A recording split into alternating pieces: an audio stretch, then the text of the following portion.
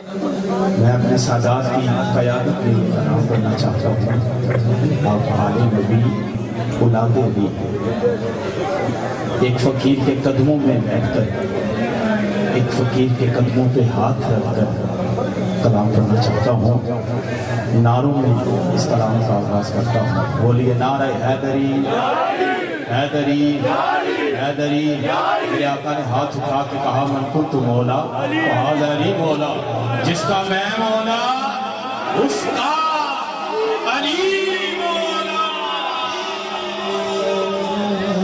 میں کیا بتاؤں کیا ہے اللہ نے علی کو شاید بڑے مقدر عطا کیا، ایسے مقدر نہ کسی کے تھے نہ ہیں اور نہ ہی، بولو نہ یار، اور نہ ہی ہوں گے۔ سنو گے علی کے مقدر میں گنواتا جاؤں، گنتے جاؤ، میری حاضری مکمل۔ سادات کے سائے میں یہ کلام کرنا چاہتا ہوں۔ کعبے میں آنا یہ ہے علی کا مقدر، علی کا مقدر۔ ایسا مقدر نہ کسی کا تھا، نہ ہے اور نہ ہی کبھی ہوگا۔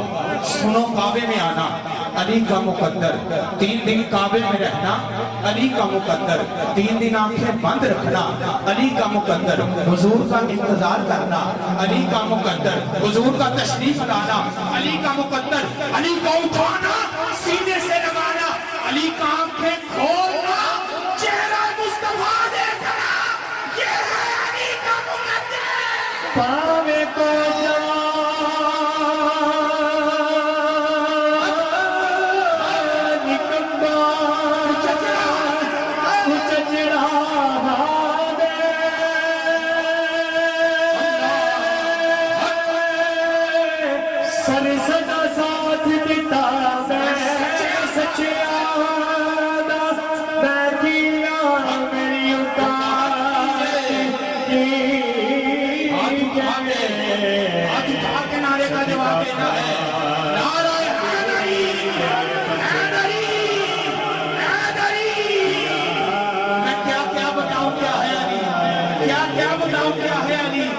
میرے آقا کا چہرہ دیکھنا، آنکھیں کھولنا، یہ ہے علی کا مقدر۔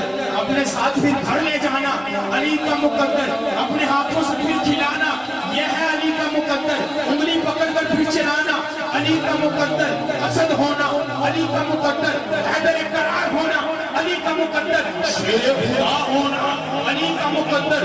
سنو چاروں میں شامل علی کا مقدر، پانچوں میں رہنا علی کا مقدر بتا رہا ہوں۔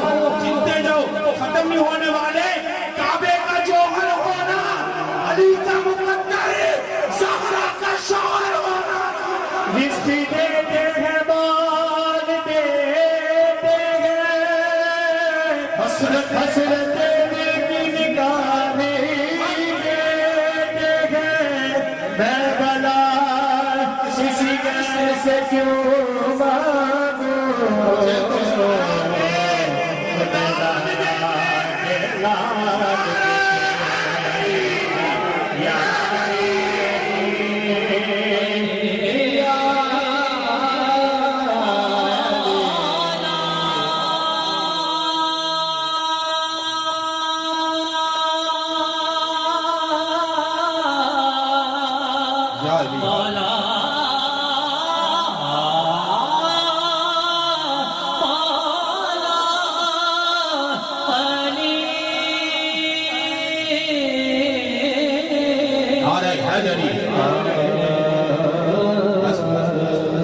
مانگوں، حاضری مکمل ہو کرم ہے کہ ولی کہو ذرا سبحان اللہ جس کو سمجھ آتا۔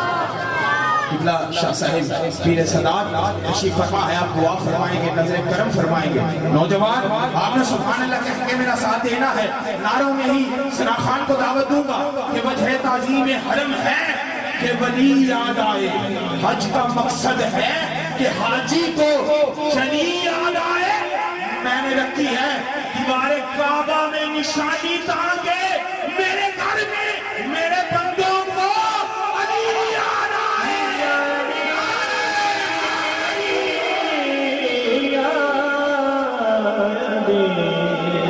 جناب محمد ابراہیم چشتی دعوت سخن نعروں کے سائے میں نعرے تکبیر اونچی بول میرے ویر، نعرہ تکبیر